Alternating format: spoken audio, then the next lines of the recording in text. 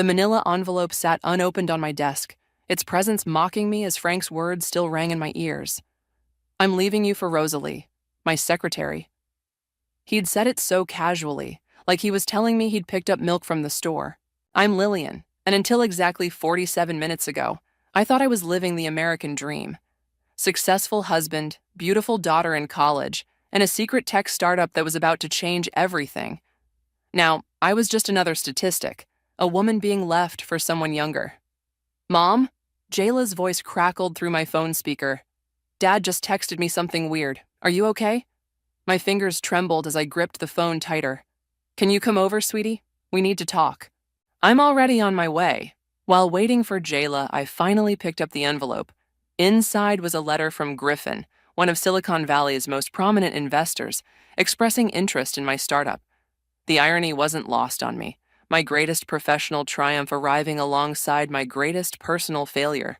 The doorbell rang, and I opened it to find not just Jayla, but Eloise too. My best friend must have heard the news through our mutual contacts. "Oh, honey," Eloise said, pulling me into a hug. "I came as soon as I heard." Jayla stood behind her, eyes wide with concern. "Mom, what's happening?" We moved to the living room, the same room where Frank and I had spent countless evenings planning our future. Now it felt like a museum of broken promises. "Your father," I started, then cleared my throat. "Your father is leaving us for Rosalie." "His secretary?" Jayla's voice cracked. "The one who brought us Christmas cookies?" "The very same," I said, trying to keep my voice steady. "He moved out this morning while I was at work." Eloise cursed under her breath. "That coward couldn't even face you properly?" "He left a note on the kitchen counter," I said, gesturing to the crumpled paper on the coffee table. "Said he'd send someone for his things." Jayla picked up the note, her hands shaking. "How long?" "6 months, according to him, though who knows if that's even true." "I saw them together last week at that new cafe downtown," Eloise admitted, looking guilty. I convinced myself it was just a business lunch." The doorbell rang again, making us all jump.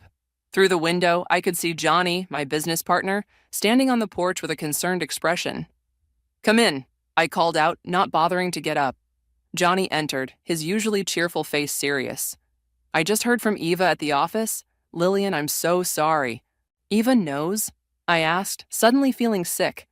Eva was Rosalie's sister, my colleague, and until today, someone I considered a friend. "She claims she had no idea," Johnny said, sitting down beside me. "She's devastated, actually. Says she wants to talk to you when you're ready." Jayla stood up abruptly. "I need to call Dad. This can't be real." As she stormed upstairs, Eloise followed, leaving me alone with Johnny and the investor's letter. "What's that?" Johnny nodded toward the envelope in my hands. "Griffin wants to invest," I said flatly. "He wants to meet next week." Johnny's eyes widened. That's huge, Lillian. This could change everything." "Everything's already changed," I whispered, but then something shifted inside me.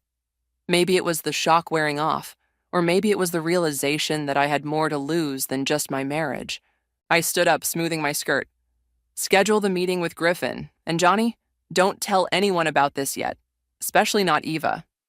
"Of course," he replied, watching me carefully. "What are you thinking?" "I'm thinking it's time to show everyone exactly what I'm capable of."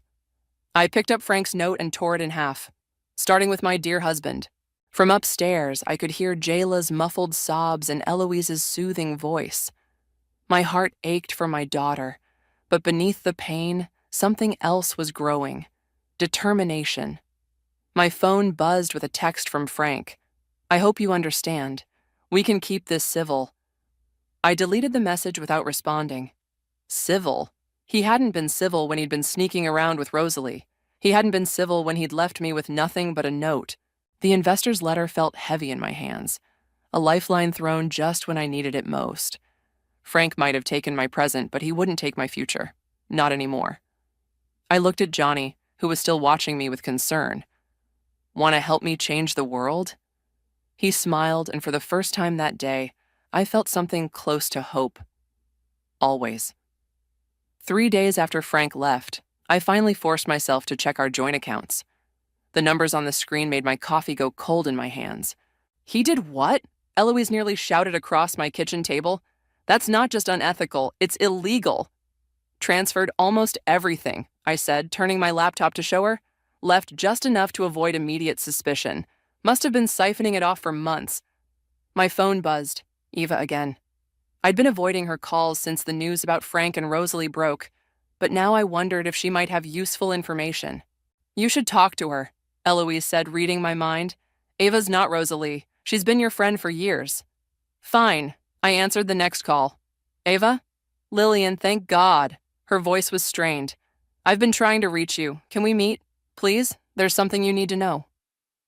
20 minutes later, Eva sat across from me at a quiet cafe, her hands wrapped around an untouched latte. I had no idea about Rosalie and Frank. I swear on my life. I believe you, I said, surprising myself by meaning it. There's more. Eva leaned forward. I overheard Rosalie on the phone yesterday.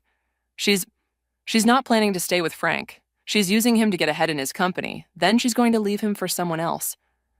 The irony should have made me laugh, but instead I felt hollow. Does he know? No, and I'm not supposed to know either. Eva's eyes were pleading. I want to help you, Lillian. Whatever you need. My phone buzzed with a text from Johnny. Griffin confirmed for 2 p.m. You ready? Actually, I said to Eva, there is something you can help with. How much do you know about quantum computing? 2 hours later, I walked into Griffin's office with Johnny by my side. The investor's corner office screamed old money, but his eyes were sharp and modern. Show me what you've got, Griffin said, skipping pleasantries. I pulled out my tablet and launched the presentation. We're not just building another quantum computer. We're revolutionizing how they interface with existing systems. As I walked him through the technology, I could see Griffin's expression shifting from polite interest to genuine excitement. Johnny jumped in with technical details, and together we painted a picture of the future, our future. Impressive, Griffin said when we finished. But your competition has nothing like this, I interrupted, pulling up one final slide. Because of this. I showed him the patent application Eva had helped fast-track through her connections. Griffin leaned back, a slow smile spreading across his face. How much are you looking for? Later that evening, as Johnny and I celebrated over takeout in the office, my phone lit up with a text from Frank. Need to talk about the house. Dinner tomorrow? Don't go, Johnny said, reading my expression. Whatever he wants, let the lawyers handle it. I have to know what he's planning. I replied to Frank with a simple, okay. Johnny moved closer, his concern evident. Then let me come with you, as backup. No, I said, touching his arm briefly. I need to do this alone. The next evening, I walked into the restaurant where Frank and I had celebrated our last anniversary. He was already there, looking somehow smaller than I remembered. You look good, he said as I sat down. Save it. I opened my banking app. Want to explain where our savings went? His face fell. Lil, I can explain. Don't call me that. I kept my voice steady. Just tell me why. I needed capital for a new venture. I was going to pay it back. He reached for my hand, but I pulled away. Things have been complicated at work. Complicated enough to steal from your wife? Ex-wife? He corrected automatically, then winced at his own words. My phone buzzed. A message from Eva. Rosalie just booked a flight to Miami, one-way ticket. I stood up, leaving Frank mid-explanation. Good luck with your complications, Frank. You're going to need it. Walking out, I called Johnny. Remember that press release we were holding back on? Release it tomorrow and call Griffin. Tell him we're ready to move faster. Are you sure? Johnny asked. Once we announced the patent, I'm sure. I got into my car, watching Frank through the restaurant window as he sat alone, staring at his phone. It's time everyone knew exactly what we've built.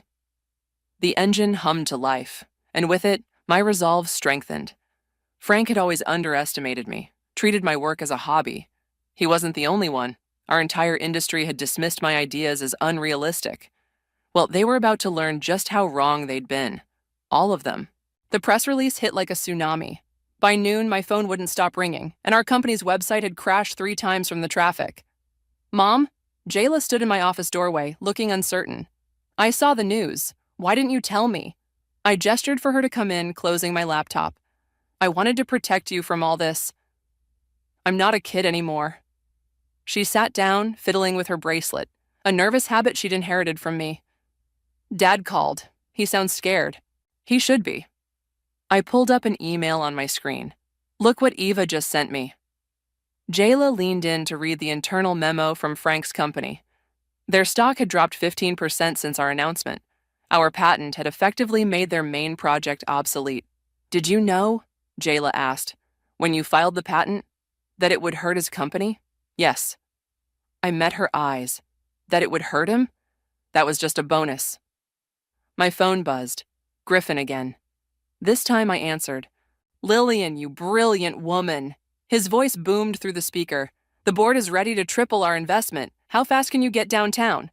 Give me 30 minutes. I hung up and looked at Jayla. Want to see how your mom changes the world? She smiled, the first real smile I'd seen from her in weeks. Can we get ice cream after? Deal. Griffin's boardroom was packed with investors when we arrived. Johnny was already there, looking sharp in his best suit. He gave Jayla a warm hug before pulling out chairs for both of us. Ladies and gentlemen, Griffin began, I believe you've all seen the news. Lillian, would you like to walk us through the next phase? I stood up, feeling every eye in the room. Our quantum interface isn't just theoretical anymore. We have a working prototype.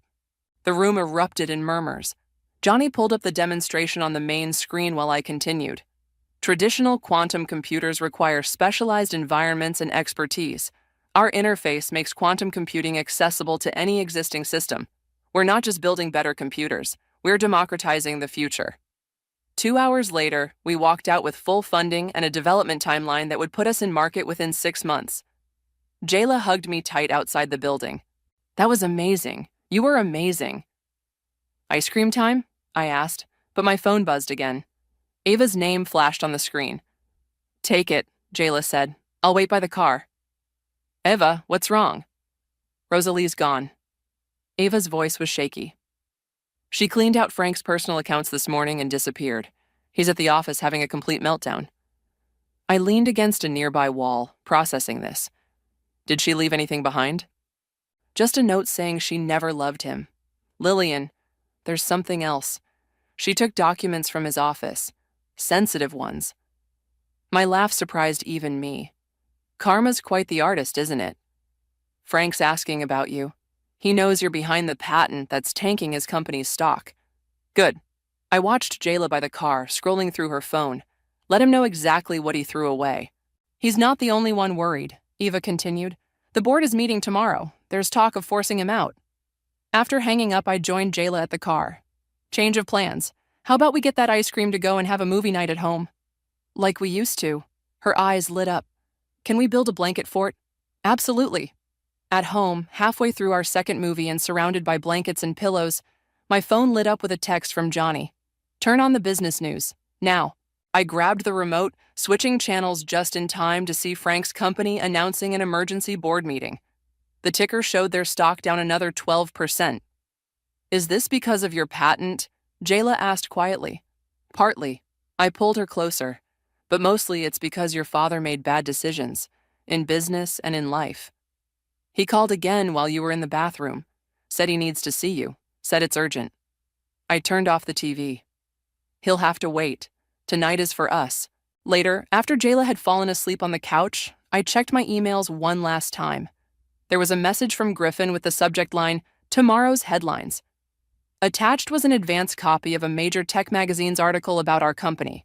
The title read, The Future of Computing, How One Woman's Vision Could Change Everything.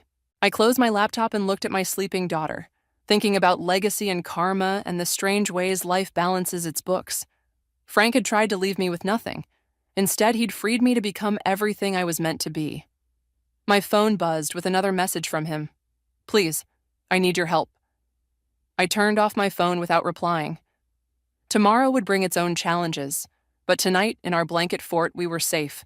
We were whole. We were enough. The stack of papers Ava had just handed me felt like dynamite in my hands. Financial records, unauthorized transactions, falsified reports, all bearing Frank's signature. He's been cooking the books for years, Ava said, her voice barely above a whisper in my office. Rosalie didn't just take his money. She took his insurance policy against prosecution. Does he know you found these copies? Eva shook her head. I made these before she left. I knew you'd need them. My desk phone buzzed. Lillian, Johnny's here with the prototype team, my assistant announced. Send them in. I turned to Eva. Thank you for everything. The next hour was a blur of technical discussions and timeline adjustments. Our prototype was exceeding expectations, but Johnny looked worried. What's wrong? I asked when the team left. Griffin called. Frank's been trying to reach him, claiming we stole intellectual property from his company. I pulled out the documents Eva had brought. Let him try. Look what I just got. Johnny's eyes widened as he read. This could put him in prison. I know. I stood up, walking to the window. That's not what I want. What do you want? Before I could answer, my phone lit up with a text from Jayla. Dad's at my dorm. He's drunk. I have to go, I told Johnny, grabbing my keys. Call Griffin. Tell him to meet us tomorrow morning. And Johnny, bring the prototype. I found Frank sitting on the steps outside Jayla's dorm, his tie loose and hair disheveled. She won't see me, he slurred. My own daughter. Get in the car, Frank. I helped him up, ignoring the stares from passing students. You're making a scene. Everything's gone, he mumbled as I drove.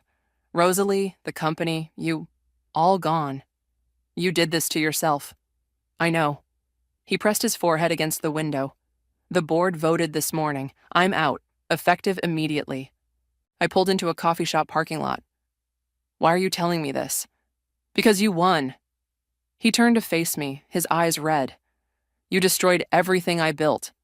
No, Frank, you destroyed it. I just built something better. They're investigating me. The SEC, the board, they found irregularities. I know. I handed him a coffee from the drive-thru. Sober up. Go home. Call your lawyer. Home? He laughed bitterly. Rosalie sold the condo before she left. Did you know that? She had power of attorney. My phone buzzed. Johnny again. Griffin's set for 9 a.m. Prototype ready for full demonstration. I have to go, I told Frank.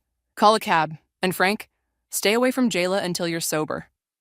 Back at the office, I found Johnny working late, the prototype humming quietly in the test lab. Everything okay? He asked, noting my expression. No, but it will be. I sat down beside him. Show me where we are. As Johnny walked me through the latest improvements, I felt the weight of the day lifting. This was what mattered. Not revenge, not Frank's downfall, but creating something meaningful. Lillian? Johnny's voice was soft. There's something else. He pulled up an email on his screen. It was from a major tech conference inviting me to be their keynote speaker. The same conference where 3 years ago Frank had told me my ideas were unrealistic. Say yes, Johnny urged. Show them all what you've built. My phone buzzed with a text from Jayla. Dad's gone. Can I come to the office? I don't want to be alone. Of course, sweetie, I replied, then looked at Johnny. Want to help me order some late-night pizza? An hour later, Jayla sat cross-legged on my office floor, watching in awe as Johnny demonstrated the prototype. So, this is what you've been working on all these years? She asked, while Dad was saying it was just a hobby. This is it. I joined her on the floor. What do you think? She smiled. I think he never deserved you, Mom. My phone lit up with another text. Eva this time. Board meeting tomorrow. They're announcing Frank's replacement. You should be there. I showed the message to Johnny, who grinned. Perfect timing for our demonstration to Griffin. Looking at my daughter and my closest friend, surrounded by the technology we'd built and the future we were creating, I felt something shift inside me. This wasn't about destroying Frank anymore. It was about building something he could never take away. Mom? Jayla touched my arm. Are you okay? Better than okay.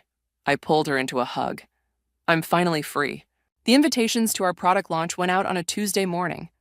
I saved Frank's for last, my cursor hovering over his email address for a full minute before clicking send. Are you sure about this? Johnny asked, watching me from across my desk. Inviting him could backfire. I want him there. I closed my laptop. I want him to see exactly what he walked away from. My phone buzzed. Eloise was calling. Have you seen what Rosalie just posted? I pulled up social media and felt my stomach clench. There she was, on a yacht in Miami with some tech billionaire, wearing a bikini that probably cost more than Frank's monthly salary. She works fast, I muttered. That's not all, Eloise continued. Check your email. A new message had just arrived, from Rosalie herself. The subject line read, "About your launch event." Don't open it, Johnny warned. But I already had. Dear Lillian, I read aloud. Congratulations on your success. I'd love to attend your launch and show there are no hard feelings. After all, we both know Frank wasn't worth fighting over. Best wishes, Rosalie. Johnny cursed under his breath. She's trying to provoke you. She succeeded. I typed a quick reply.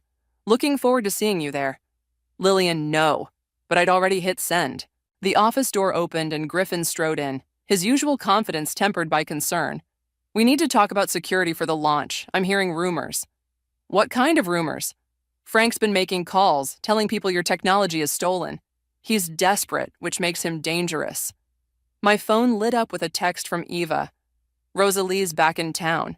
She's meeting with Frank's former board members. Let them come, I said, standing up. All of them. It's time to end this. The next few days were a whirlwind of preparations. The prototype was perfected, the presentation rehearsed, and the venue secured. But something felt off about Johnny. I found him alone in the lab late one night, staring at the prototype. Want to tell me what's wrong? Nothing's wrong.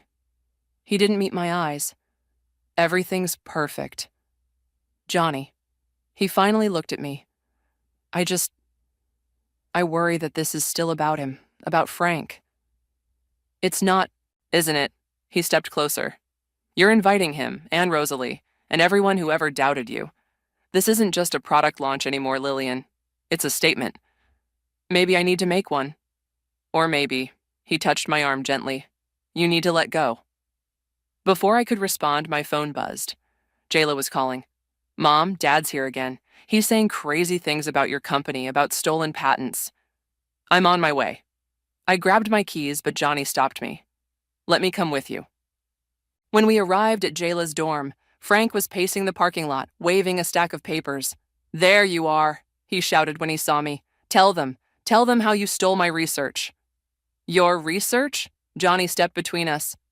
You never believed in this technology. You called it a fantasy. Stay out of this. Frank tried to push past him. She's using my work. No, Frank. I kept my voice steady. I'm using mine. The work you dismissed, remember? The projects you called my cute little hobby? Security's coming, Jayla announced, appearing behind us. I called them. Frank's face crumpled. Jayla, Princess, don't. She moved closer to me. Just go, Dad. Please. As campus security approached, Frank backed away, still clutching his papers. This isn't over, Lillian. Actually, it is. I pulled out an envelope. Your invitation to the launch. Come see for yourself what I've built, what I've always been capable of. Later that night, after getting Jayla settled, Johnny and I sat in my car in silence. You're right, I finally said. This isn't just about the technology anymore. I know. He took my hand. Just don't let it consume you. You're better than revenge. My phone lit up with another message from Rosalie. Looking forward to the show. Hope you don't mind. I'm bringing a date. I showed Johnny the message, then deleted it. The launch is in 3 days. Everything has to be perfect. It will be. He squeezed my hand. But Lillian, after this is over, maybe we could... Mom? Jayla tapped on the window. Can we get some ice cream? I looked at Johnny, saw the unspoken words in his eyes, and felt something shift in my chest. Ice cream sounds perfect. Want to join us? His smile was answer enough. As we walked toward the ice cream shop, I deleted Frank's contact from my phone. The launch would be my final statement, but maybe Johnny was right. Maybe after that, it would be time to let go. 24 hours before the launch, everything went wrong. What do you mean Griffin's having doubts? I gripped my phone tighter, pacing my office. The demonstration is tomorrow. He received some documents, Johnny explained, his voice tense. Anonymous source. They're making him nervous? Frank. The name tasted bitter. It has to be. My computer pinged with an urgent email. Our main investor was requesting an emergency meeting. Now. I have to go, I told Johnny. Get the prototype ready. We're doing a private demo for Griffin in 1 hour. The elevator ride to Griffin's office felt endless. When I arrived, his assistant's face told me everything I needed to know. "He's waiting for you," she said softly, "with the board." I walked into a room full of concerned faces and opened laptops. Griffin sat at the head of the table holding a familiar-looking file. "Lillian," he started, "we've received some concerning information about your patent applications." "From Frank?" I pulled out my own folder. "Let me guess. He claims I stole his research?" "Among other things." Griffin slid the file across the table. "He's threatening legal action." "Read this first." I handed him Eva's documentation of Frank's financial fraud. "My ex-husband is desperate. He's lost everything, and he's trying to take me down with him." Griffin's eyes widened as he read. "This is serious. So is what we're building." I stood up straighter. "Give me 1 hour. Let me show you the prototype. If you still have doubts after that, I'll understand." My phone buzzed. Jayla. "Mom, something's wrong. Rosalie just showed up at my dorm." "One moment," I told Griffin, stepping out to call Jayla. "She's asking weird questions about your work," Jayla whispered. "About the prototype. She says she wants to make things right, but Mom, I don't trust her." "Stay away from her. I'm sending Eloise to pick you up." Back in the boardroom, Griffin was finishing the documents. 1 hour, Lillian. Convince us." I called Johnny on my way back to the office. "Is the prototype ready?" "Ready, but..." "Lillian, Eva just called. Rosalie's been meeting with our competitors." "I know. She's trying to sabotage the launch." I entered the lab where our team was making final adjustments. But we're not going to let her. The next hour was the most important presentation of my life. As Johnny and I demonstrated the prototype, I could see the doubt melting from Griffin's eyes, replaced by excitement. "This is revolutionary," he breathed, watching the quantum interface process calculations that would take traditional computers years to complete. "Why didn't you show us this sooner?" "Because now it's perfect." I smiled, but my phone buzzed again. Frank calling. "Excuse me," I stepped out. "What do you want?" "I need to see you." His voice was shaky. "Please, Lillian. Before tomorrow. There's something you need to know. Whatever it is, tell it to my lawyers. It's about Rosalie. She's planning something for the launch. Something bad." I froze. "What do you mean?" "She has investors lined up. She's going to announce a competing product, claim it's based on her work with me. She's trying to steal your moment." "Why are you telling me this?" There was a long pause. "Because I was wrong. About everything. About you." Johnny appeared in the doorway, giving me a questioning look. I held up one finger. "It's too late, Frank." "I know." He sounded defeated. "Just be careful tomorrow. Rosalie's dangerous when she's desperate." After hanging up, I found Johnny waiting. "Griffin's convinced. We're good to go for tomorrow." "Frank says Rosalie's planning something." Johnny stepped closer, his hand finding mine. "Let her try. This is your moment, Lillian. You've earned it." "Have I?" I looked at our joined hands. Sometimes I wonder if I've let this consume me. The revenge, the need to prove myself. "Hey." He tilted my chin up. "You built something amazing. Not to get back at Frank, not to prove anything, but because you're brilliant. Don't let anyone take that away from you." My phone buzzed one final time. Jayla. "Safe with Eloise. We'll see you tomorrow, Mom. Show them what you're made of." Looking at that message, then at Johnny, I felt the weight of tomorrow pressing down. The launch would either be my greatest triumph or my most public failure.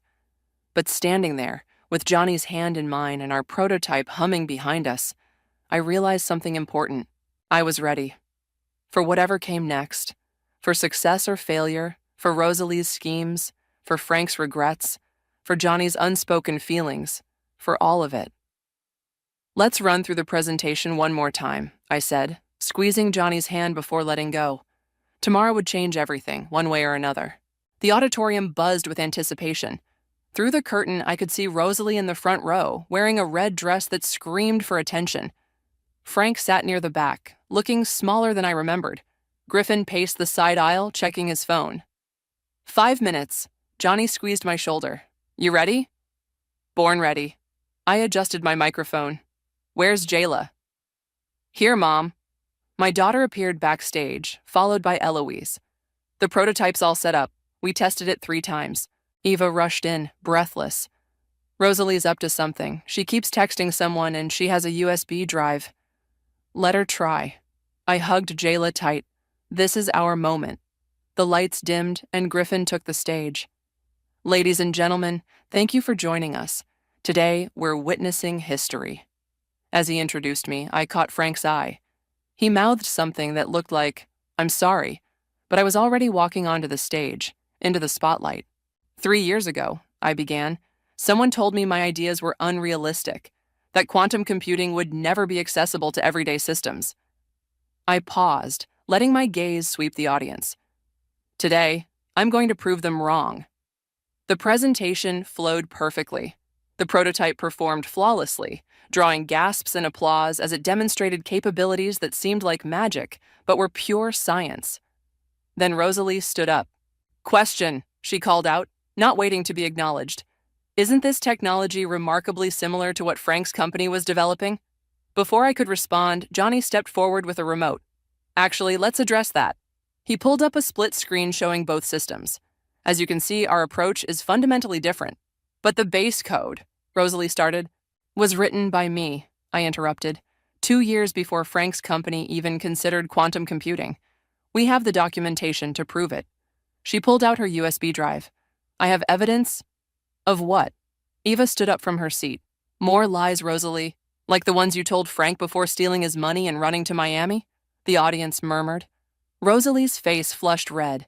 "Speaking of evidence," Griffin added, stepping forward, "we have some interesting documents about intellectual property theft. Would you like to discuss those, Rosalie?"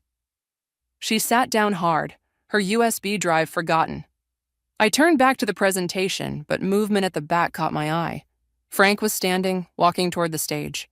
"Lillian," he called out, his voice breaking. Tell them how brilliant you've always been, how I tried to hold you back because I was jealous. Tell them how I failed you." The room fell silent. Johnny moved closer to me, protective. "No, Frank." I met his eyes. "You don't get to make this about you, not anymore." Turning back to the audience, I continued. What we're launching today isn't just technology. It's proof that sometimes the best revenge is success. The best response to doubt is excellence. And the best way forward is forward. The demonstration concluded to a standing ovation. As investors rushed the stage, I saw Rosalie slip out the back door. Frank remained standing, watching, until Jayla approached him. "Dad," she said, loud enough for nearby people to hear, "I think you should go." He nodded, shoulders slumping, and walked out alone. Later, during the champagne reception, Griffin announced the first round of orders. The numbers made my head spin. "We did it," Johnny whispered, appearing at my side with 2 glasses. "You did it." "We did." I took a glass, noticing how his hand lingered on mine. "Johnny, about what you were trying to say the other night." "Mom," Jayla interrupted, running up with her phone. "You're trending. The tech blogs are going crazy." Eloise joined us, grinning. "And wait until they see tomorrow's papers. Eva leaked the story about Rosalie's Miami escapade." "Speaking of Eva," I looked around. "Where is she?" "Dealing with reporters," Johnny said. "They all want interviews with the woman who just revolutionized computing." I watched my daughter showing Eloise the social media reactions, saw Johnny's proud smile, felt the weight of Griffin's success in my pocket, and suddenly it hit me. This victory wasn't about Frank or Rosalie or revenge. "Johnny," I turned to him. "Ask me again. What you were going to ask the other night." He set down his champagne. "Have dinner with me? Just us?" "Yes." I smiled, feeling lighter than I had in months. "But first, let's celebrate with our family." I gathered Jayla, Eloise, Eva, and Johnny for a photo. As the camera flashed, I realized something. Frank had tried to leave me with nothing, but instead he'd given me everything: freedom, purpose, and people who believed in me not despite my ambitions, but because of them. The revenge had been sweet, but this moment with my real family was sweeter. The morning sun streamed through my office windows as I signed the final acquisition papers. Griffin beamed from across the desk, while Johnny squeezed my hand under the table.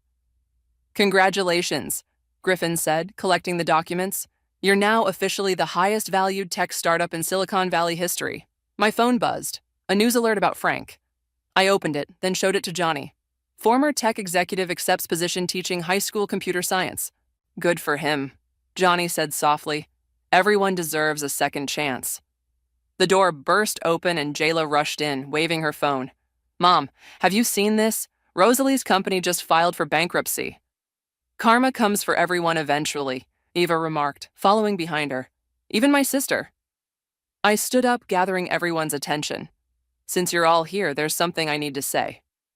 If it's about the merger rumors, Griffin started, but I shook my head. It's about family.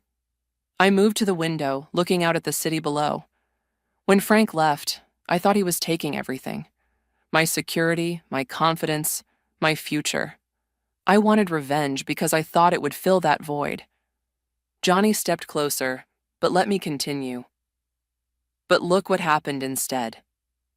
I turned back to the room. I got all of you. A daughter who believes in me, friends who became family, and I met Johnny's eyes, someone who saw my potential even when I couldn't. Mom, Jayla's eyes welled up. So, I'm making some changes. I pulled out a stack of papers.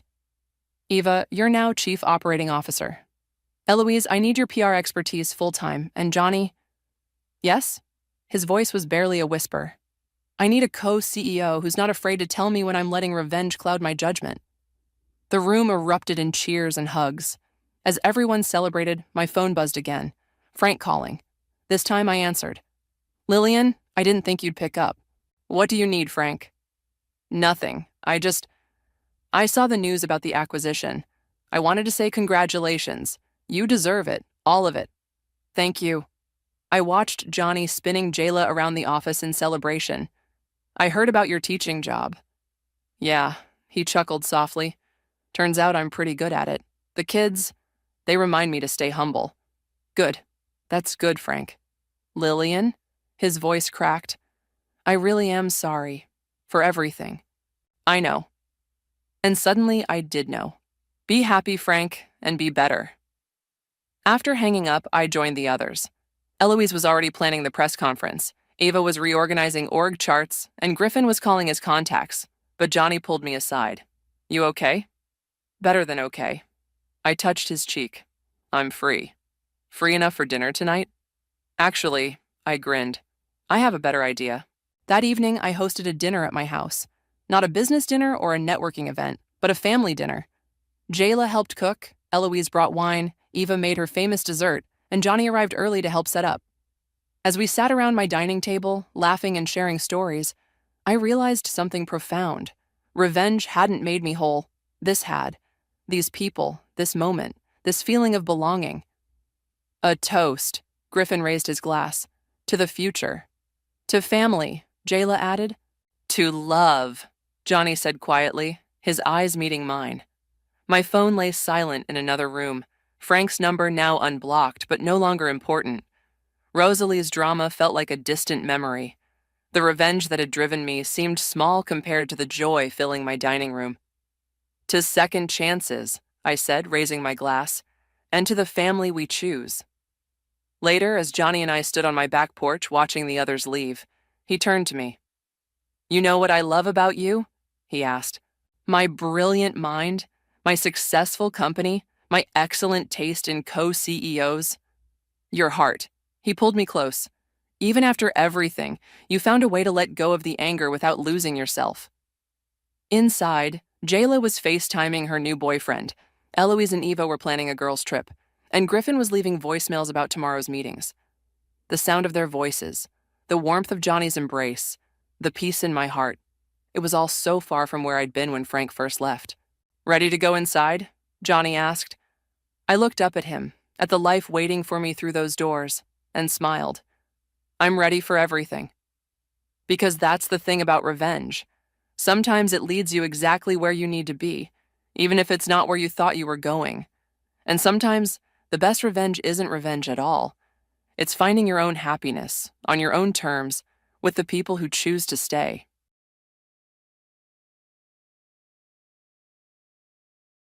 At my wedding, a situation unfolded that I could hardly believe. My in-laws, having indulged a bit too much, became the center of whispered gossip among the guests.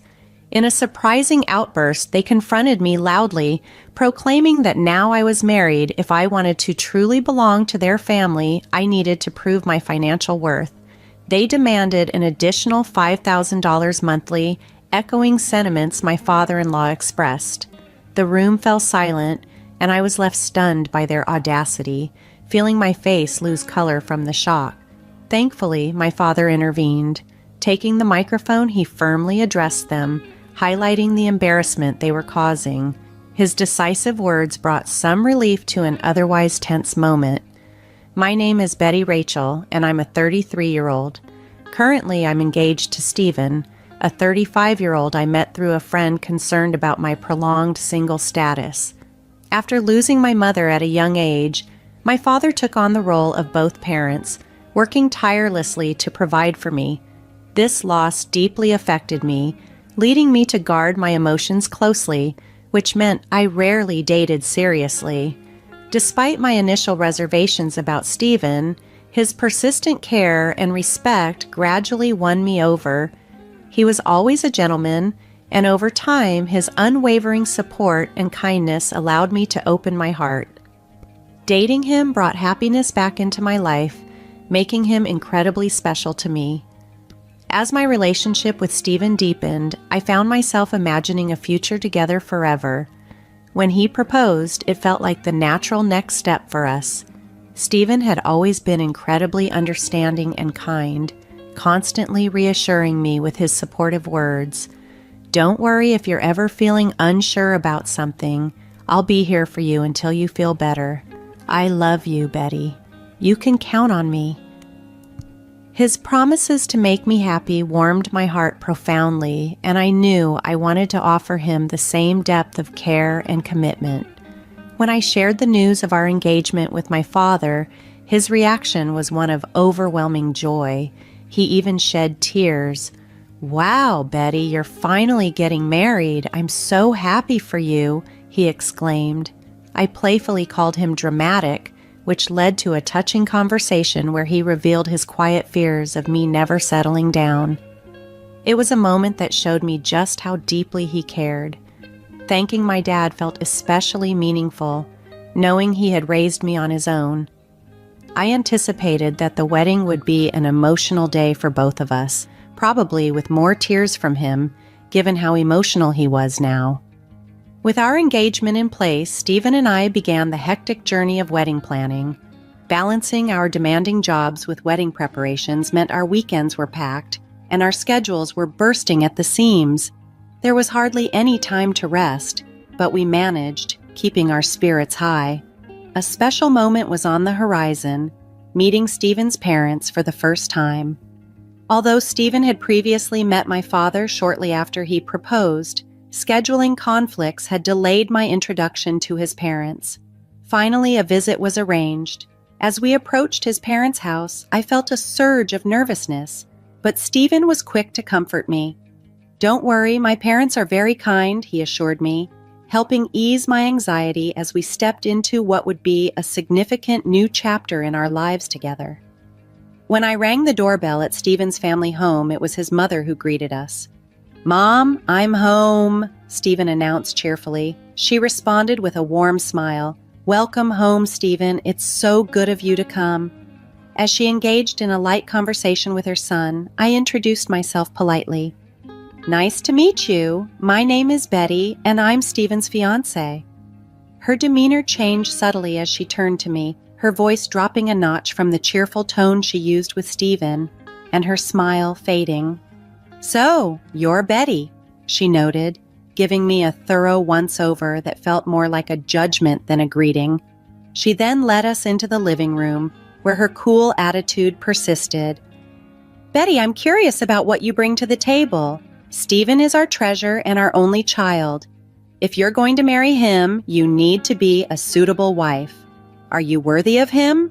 she asked, her tone sharp, making the question feel like an interrogation. I was taken aback by the unexpected harshness from my future mother-in-law and struggled to find words. "You're going to join our family, you know. Are you ready for that?" she continued. Her words implied a weight of expectation that seemed disproportionate. After all, I wasn't marrying into a royal or famously distinguished family. Why such a heavy commitment was expected just because I was marrying her son puzzled me. As I pondered how to respond to her pressing questions, she grew impatient with my silence and snapped, "When I ask you a question, answer me right away. You're so rude." Her voice rose with intensity, pushing for an immediate response. Despite feeling overwhelmed, I managed to respond, "I hope that Stephen and I will support each other throughout our marriage." This did not satisfy her. She retorted, "What a naive thing to say. You aren't just going to support each other. You're supposed to support Stephen. It's your job as a wife to support your husband. You don't even understand the basics," she criticized harshly. At this point, Stephen's father, who had been quietly observing the exchange, stepped in. "Honey, calm down," he interjected gently. Turning to me, he apologized. "Sorry about that, Betty. You must have been startled by my wife's words," he said, attempting to diffuse the tension with a calm demeanor. As I tried to remain composed, I reminded myself that Stephen's mother was fiercely protective of her only son. Perhaps her sharp words were just nerves speaking out of turn. Just then, Stephen's brother entered the room, his demeanor quiet, calm, and gentle. His presence momentarily soothed the tense atmosphere. However, this brief respite vanished when he, with a disarming smile, voiced his support for his mother's harsh words. "What my wife says is justified. What concerns me the most is that you come from a single-parent family," he remarked. Confused, I asked, "What do you mean by that?" "Being raised by just one parent doesn't have a good public image. We can't be too happy to have such a person become the wife of our only son, can we?" he explained. "Hold on a minute," I interjected, unable to let his comment pass unchallenged. "What is wrong with being raised by a single parent? My father worked very hard to raise me by himself. I am very thankful for my upbringing and proud of my father. Being raised by a single parent doesn't make me any less valuable." Yet they continued to argue. "Since you were missing one parent, you couldn't have learned how to be a good wife, do housework and such," they claimed. I responded firmly, "I did a lot of housework to help my father. I can also cook pretty well, so please don't say that." Despite my rebuttal, Stephen's mother ignored my words and finally stated, "I will allow you to marry Stephen, but in exchange you must promise to devote everything to us because we are Stephen's parents. Can you promise me that?" I was taken aback by her demands. "What? Since you came here to ask for our permission to marry our son, you do know what your duties are, don't you?" Before I could articulate more, he continued the conversation, making it clear that my in-laws were dominating the discussion, leaving little room for me to express my views. That night, as I reflected on the marriage, I realized how much this conversation had affected me. The evening had been overwhelming, and it prompted deep thoughts about the dynamics I was about to enter into with Stephen's family. Feeling the weight of our recent visit with Stephen's parents, I decided it was important to discuss my feelings with him. "Stephen, do your parents always talk to people like that?" I asked, hoping for some insight or support. Stephen seemed unaffected by the question. "What about it?" he replied, clearly not seeing the issue. I continued, trying to clarify my concerns. "Well, I mean the way your parents spoke to me and what they said," I explained. "Oh, really? Well, they were just talking about whether you were ready for this marriage," he responded nonchalantly. I understood that Stephen's parents were concerned about their son's future, but their approach felt excessive. "I get that your parents are worried, but what they said felt like too much," I pointed out. "Really? Why is that?" "My parents didn't say anything wrong. Besides, they've permitted us to get married, so don't worry about it," he reassured me. His response troubled me. It seemed he was more aligned with his parents' views than with understanding my feelings. Perhaps sensing my unease, Stephen hugged me. "Betty, you don't have to worry so much. My parents are just a bit upset because their only son is getting married," he explained, though his words felt like he didn't fully grasp my concerns. It's all going to be fine. Don't overthink it. I'm sure they just want what's best for us. They want us to be as good of a couple as they are. That's why they were a bit harsh," he added. "Oh?" I replied, somewhat skeptically. Stephen seemed to think his parents' high expectations were normal, but I couldn't shake the feeling that it wasn't right for them to diminish me simply because I was raised by a single parent. I didn't believe that people who expressed such views were truly supportive partners. We are the ones getting married, and we should be the focus, not their approval or disapproval, I thought to myself. While still upset, I decided not to dwell too much on his parents' opinions. Then the wedding day arrived. The venue was filled with our relatives, friends, colleagues, and bosses. As I walked down the aisle with my father, who had lovingly raised me, I felt a mix of emotions. Stephen and I exchanged our vows and rings, and the room erupted in applause. Despite the challenges, this was our moment, and I was determined to cherish it. As I walked down the aisle with Stephen, the reality that I was truly marrying him sank in deeply, filling me with a joy I had never experienced before. The reception hall was bustling as we entered, greeted by videos of our journey together playing in the background, adding a personal touch to the celebrations. It was a joyful moment, reconnecting with friends I hadn't seen in a while and receiving heartfelt congratulations from many. Despite my initial reservations about Stephen's parents, I felt relieved and genuinely happy that I had chosen to marry Stephen. We planned to officially register our marriage after the ceremony, a step that would officially unite us as husband and wife. I savored every moment, basking in the happiness of the day. But as the event progressed and it came time for the formalities of greeting our guests, a sense of unease returned. Stephen's parents, standing in line with us, were noticeably unstable on their feet. Their faces flushed a deep red, clear signs they had indulged too much in the celebration. Some relatives quietly inquired if they were all right. It was embarrassing, but we needed to proceed with the ceremony's conclusion. The moment the microphone was handed to us, Stephen's mother unexpectedly grabbed my hand, pulling me away from him, and yelled with an intensity that mirrored a professional wrestler in a match. "Listen to me, Betty. After this wedding, you're going to devote yourself to us completely. Prepare yourself because we are going to test you hard." The guests murmured among themselves, some chuckling, thinking it was a jest. Then, taking a turn for the worse, Stephen's father snatched the microphone and pointedly criticized my appearance. "Betty, don't you feel embarrassed to wear a dress like that? It doesn't suit you at all, dear." His mother quickly joined in, nodding in agreement. The whispers among the guests grew louder, taking on a more concerned tone. I turned to Stephen, eyes filled with a mix of shock and a plea for support, hoping he would intervene and stop his father's rude comments. The situation demanded that he stand up not just for me, but for the respect and dignity of our union. During our wedding reception, a tense moment unfolded that illuminated the dynamics of my new family. Stephen's parents, noticeably intoxicated, began to make demands of me, stating that if I were to truly be part of their family, I needed to prove my financial contributions. "After you register your marriage, you should give us a few thousand a month and your entire bonus," they insisted, their words leaving me shocked and my face pale.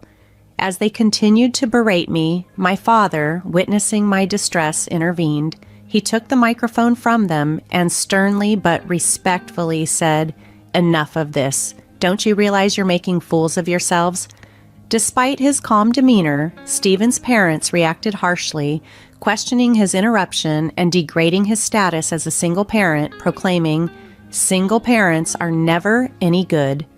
The audacity of their words stung deeply, but my father remained composed. He responded, "You people are even worse than I imagined. You even refuse to meet me because I am a single father." Then, in a turn of events that shifted the atmosphere, He revealed a connection that took everyone by surprise. "I never thought that someone like you would work for President Roy. President Roy is a respectable person, and I assumed his employees would be decent as well." The mention of President Roy, a business partner of my father's company and an old friend, visibly shook my father-in-law. My father continued, "And speaking of single parents, President Roy was raised by his mother alone, so you just insulted the president of the company you work for." Seeing my in-laws' faces fall with the realization of the gravity of their mistake, the dynamics in the room shifted. My father-in-law, previously bold and commanding, now appeared diminished and anxious. "I apologize, sir. Please don't tell the president about this," he pleaded, his tone desperate as he suddenly fell to his knees, a stark contrast to his earlier bravado. This moment was pivotal for me, revealing both the true colors of Stephen's family and the strength and connections of my own. It was clear that Stephen, who had stood by silently, might never shield me from his parents' overreach. This realization was painful but necessary as I contemplated our future together amidst the buzzing hall filled with our guests.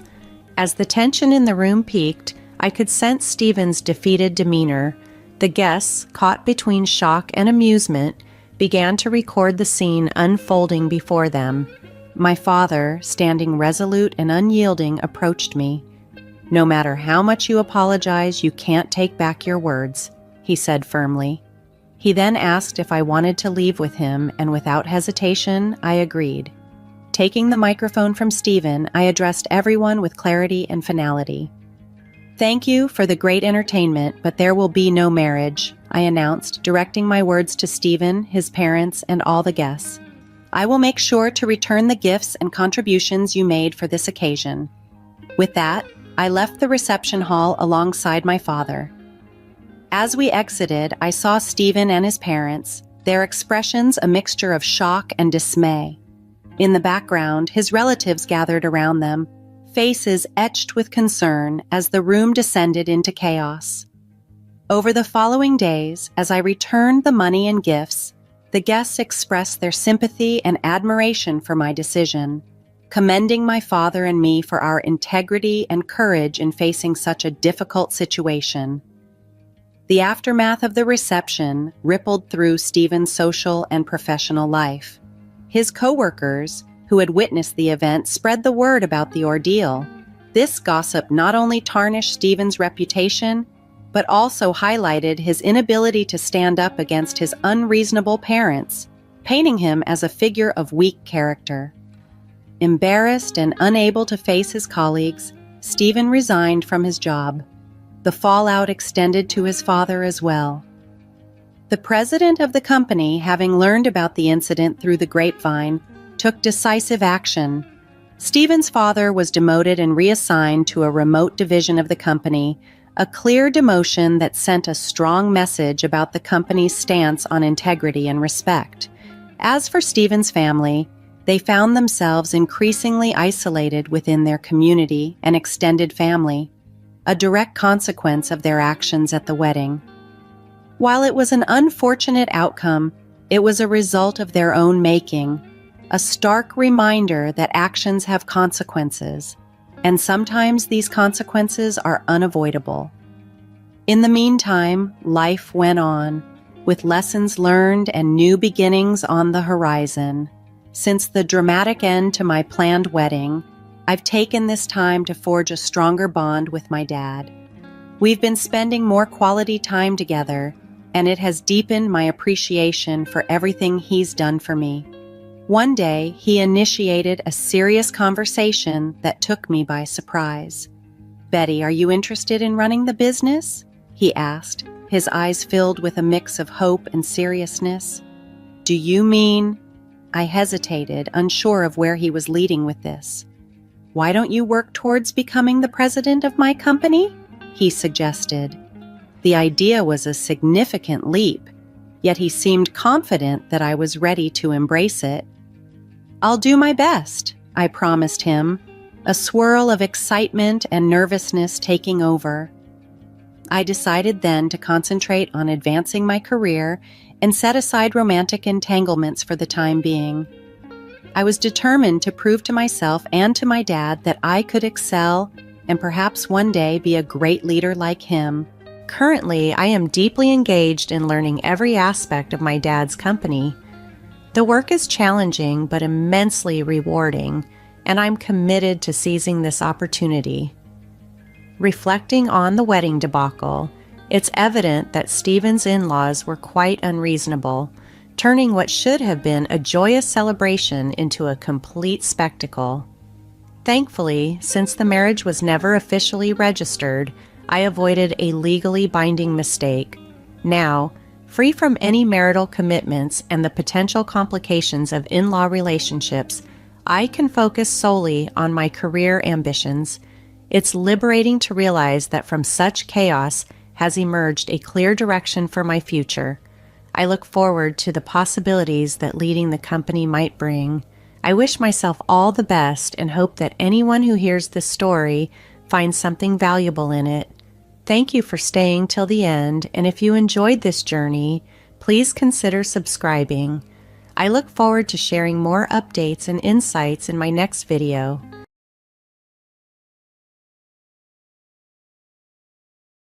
Hello, my name is Patricia, and I currently live in a small annex attached to my in-laws' home, along with my husband, Willie. While I occupy the annex alone, Willie resides in the main house with his parents. This annex, initially a modest project by Willie's grandfather, intended as a personal retreat, has been transformed into a livable space about the size of a standard room, thanks to my efforts. Willie and I had lived in a regular apartment for the first 4 years of our marriage. However, his parents, who are very fond of him, unexpectedly expressed a wish for him to return home. Moved by his duty as a son and touched by his parents' longing, complete with tears and hugs, Willie decided to move back in with them. This left me somewhat surprised and overwhelmed by their emotional display. Willie and I first met at work, where he started as my subordinate, joining the company midway through his career. We dated for 4 years while he lived at his parents' home, which seems to have deepened a sense of nostalgia and homesickness for him and his parents. Despite living on his own after our marriage, Willie's upbringing, characterized by considerable pampering and little involvement in household tasks, seemed to draw him back to the familiarity and comfort of his parental home. When I suggested we share the household chores, Willie seemed hesitant and admitted he had never really been involved in such tasks before. Despite my hopes to equally divide the responsibilities, Willie had never even considered taking part in them. I noticed a recurring pattern. Every time I tried to get him involved, he would feign interest momentarily, then quickly lose enthusiasm and conclude, "This isn't for me, Patricia. You're better at it. You should just keep doing it." Both of us were working full-time, but as I held a higher position at my job, I felt a stronger urge to distribute the domestic duties. Yet, trying to get Willie to contribute often ended up being more exhausting than just doing everything myself. Eventually, I found it simpler to manage all the tasks on my own. The dynamic in our home began to change when I switched to working remotely. Willie, initially surprised to see me at home every day, seemed to adjust to the new arrangement. Or so I believed. Over time, however, it became clear that he hadn't fully understood what my working from home entailed. A few years into my remote work, Willie's parents made a sudden visit to our apartment, expressing their desire to live closer to him. Witnessing their emotional reunion made me feel isolated and confused. Eventually, respecting Willie's desire to be closer to his parents, we decided to move into their house. Throughout our relationship, Willie consistently chose locations near his parents, whether it was for renting an apartment or selecting a job. For me, since I was working remotely, the location had become irrelevant. But Willie's decisions often meant we had to uproot ourselves and even quit our jobs. Upon moving into his parents' home, Willie's mother warmly expressed her gratitude, saying, Thank you for taking care of Willie all this time. From now on, I will take good care of him. Patricia, please handle everything else." Initially, I thought this meant I'd be relieved from the daily chores related to Willie, but I soon realized her true intentions were quite different. My mother-in-law took it upon herself to cater to Willie's specific needs. She prepared special meals just for him, washed and ironed only his clothes, kept his shoes and belongings pristine, and purchased various personal items exclusively for him. Meanwhile, all other household chores, including cooking and laundry for Willie's parents and myself, were now my responsibility. Despite my full-time job commitments, I found myself burdened with not only managing our daily tasks, but also maintaining the cleanliness of the larger family home. This new arrangement left me feeling disheartened. Although this living situation seemed to bring joy to Willie and his parents, it offered no apparent benefits to me. My responsibilities seemed to have multiplied. During one cleaning session, my father-in-law came to me with a hesitant request. He looked apologetic as he said, "Patricia, I have a favor to ask. Could you contribute some money?" Confused, I asked him to explain further. He shared his difficulty in asking Willie to contribute financially, adding, "Willie has worked hard and it feels challenging to ask him for financial contributions." This revelation added to the complexity of our living dynamics, highlighting the uneven distribution of both chores and financial responsibilities. Willie and I had previously agreed to share expenses such as our apartment rent and other living costs. However, during our shopping trips, Willie often persuaded me to pay for various items, including non-essential ingredients, alcohol, clothes, and accessories. When I expressed reluctance, he would react childishly, accusing me of being stingy. Despite these financial disagreements, I took some comfort in the fact that, aside from these issues, Willie didn't interfere much with my everyday life. This semblance of peace changed dramatically when we began living together at his parents' house. Unlike Willie, his mother actively disrupted my routine. She consistently interrupted my work from home, insisting that I prioritize household chores over my professional duties. She would even barge into my room and tug on my clothing, making it exceedingly difficult for me to concentrate on my tasks. Feeling frustrated, I brought up the issue with Willie, half expecting him to side with his mother. To my surprise, Willie listened attentively and promised to speak with her about the interruptions. I was hopeful for a compromise that would address both our needs. Little did I know that Willie's idea of a compromise was quite different from what I envisioned. It involved relocating me to the annex, a separate structure on their property, suggesting a new level of separation rather than integration. One day, somewhat jokingly, I approached Willie with a question about the annex, asking if I could demolish it and build a new house in its place. To my astonishment, he casually responded, "You can even demolish it and build a new house if you want." This casual remark opened up unexpected possibilities for our living arrangement, suggesting a level of autonomy I hadn't anticipated. Taking Willie's words to heart, I promptly began remodeling the annex to suit my tastes. As I cleaned, renovated, and changed the wallpapers, I noticed that Willie never once appeared to check on the progress. As I transformed the space, it became clear that Willie had no intention of living in the remodeled annex with me.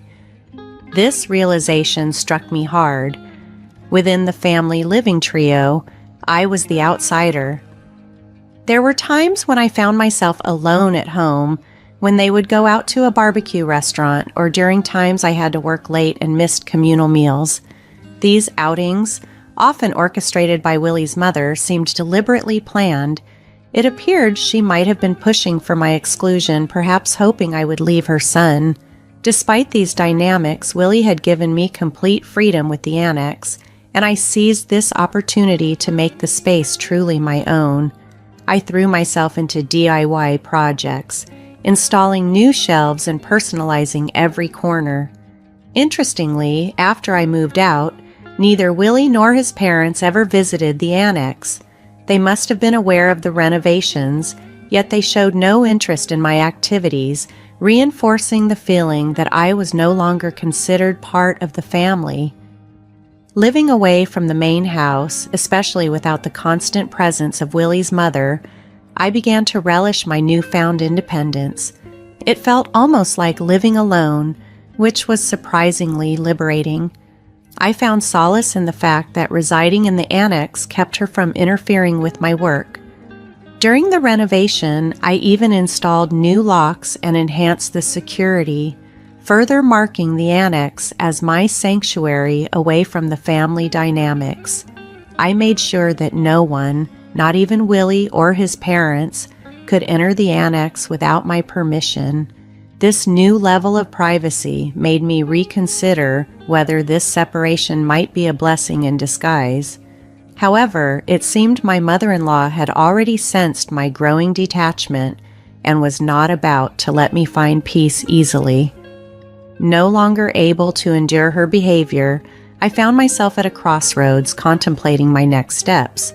As I settled into the renovated annex, my mother-in-law's desperation to drive me away became increasingly evident. Her subtle harassment began with minor annoyances like leaving trash in front of my cabin on garbage day rather than at the collection site. Sometimes she would host barbecues in the garden, deliberately omitting me from the guest list while ensuring the tantalizing smell of grilled meat wafted my way. Despite these efforts, I couldn't help but smile at the futility of her attempts to push me out. Then, one day, she summoned me to the main house under the pretense of offering leftover meat and potatoes. Sensing there was more to her invitation, I went along. Upon my arrival, I found her alone in the living room. With a dramatic flourish, she placed a single piece of paper on the table, a divorce paper. It was evident that her real motive was to force this document upon me, knowing that if she instructed Willie to proceed with it, he would comply without question. All that was left was for me to agree, and Willie and I could be officially divorced by simply submitting the paper to the city court. With a smug expression, his mother declared, "Isn't it about time you gave up? There's no reason for you and Willie to stay married anymore. Get out, you freeloading, unemployed woman."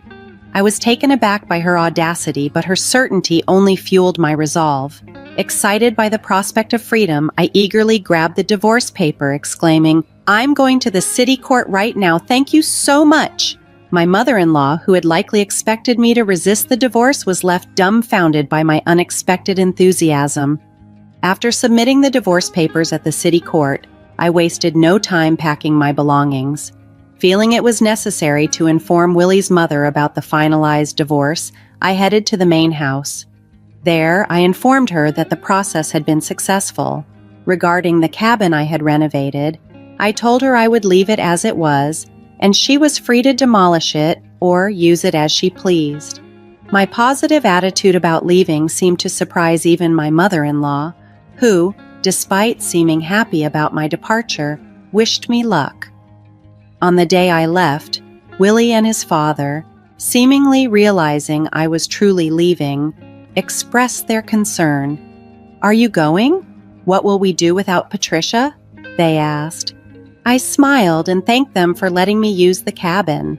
I explained that since there was no point in staying married anymore, and now that we were divorced, it was time for me to move on. As I organized my belongings, I completed my move to a luxury apartment, a change I had been planning for some time. Not long after settling into my new apartment, my mother-in-law called me, her tone awkward as she started, "Patricia." Cheerfully answering my mother-in-law's call, I opened with a lighthearted inquiry. "What's up? How's everything going with the cabin I'm currently using?" She shifted gears to a more serious topic, mentioning finances. Specifically, she brought up that Willie had informed her I was giving his father $5,000 a month. Confirming her statement, I explained that contrary to her previous accusations of me being an unemployed freeloader, I was indeed gainfully employed. Her surprise was evident over the phone. She had been under the impression that I had left my job entirely. I quickly set the record straight, clarifying that I hadn't just left my previous job, but had moved on to become the president of a new company. This company, I elaborated, was pioneering a remote work system, positioning itself at the forefront of modern work environments. Her reaction was a mix of disbelief and confusion, prompting a sigh from me. It dawned on me that Willie, too, was in the dark about my professional ascent, which highlighted the distance between us, not just physically, but in our perceptions of each other. Since moving in with his parents, it became clear he never fully embraced his role as a husband. She then inquired about my earnings, curious if my new role had also boosted my income. I offhandedly mentioned that it was roughly around $3 million. This figure was admittedly an exaggeration, more of a simplification to avoid delving into the complexities of my actual earnings. Seizing on this, she shifted the conversation. "With that much money, could you lend us some? Your father-in-law was laid off and he kept it hidden. We've been managing somehow with the $5,000 you've been giving us, and neither Willie nor I were aware of his job loss." This revelation brought clarity to a previous conversation I had with my father-in-law, where he mentioned how pitiful it felt to ask his son for money. I now understood that his earlier words were a facade, likely a strategic move to elicit financial support from me, banking on the assumption that my superior professional position implied substantial wealth. This maneuver, while cunning, painted a clearer picture of the financial dynamics within Willie's family and their expectations of me. At our former company, they subtly maneuvered to extract $5,000 a month from me under the guise of shared living expenses. In hindsight, I didn't mind too much at the time because it allowed me to live peacefully in the quiet cabin. But now, being divorced from Willie, I see no ties that bind me to his family anymore. When I mentioned this disconnect, my mother-in-law urgently pleaded, "That's not true. To me and Willie, you're still family. Please come back to us." I immediately declined, fully aware of the potential to be exploited once more. Re-entering a relationship with Willie offered no benefits. We were now strangers, and it was uncomfortable for them to still claim me as family, especially since they were the ones who pushed me out originally. I'm really enjoying my life on my own now. It feels much the same as when I was married, mostly living alone. The difference is that back then, I didn't spend money on myself, and $5,000 was siphoned from me every month. I much prefer my current life. With a firm goodbye, I ended the call without hesitation, puzzled as to why they thought I would ever return. For my mother-in-law, it must have been a last-ditch effort. In reality, Willie's salary wasn't impressive, and he had a consistent habit of avoiding responsibilities, often saying, "I can't do it," and passing tasks on to others. This trait, prevalent in both our personal and professional lives, rendered him unreliable, and he remained a regular employee without any salary advancements. Furthermore, with his father laid off and his mother a housewife, they struggled to maintain their large house and eventually had to sell it. Now, all three of them are living in the cabin I renovated. While it's just right for one person, it must be quite cramped and uncomfortable for three. Since then, I haven't given them much thought and continue to live my life peacefully, savoring the solitude and freedom that come with my new independence.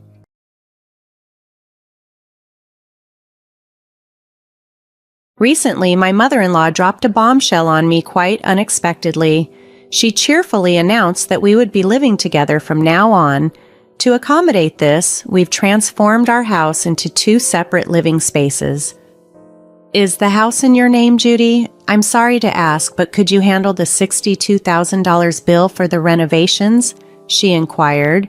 Both my mother-in-law and husband found this situation amusing, but it sparked a firm resolve within me.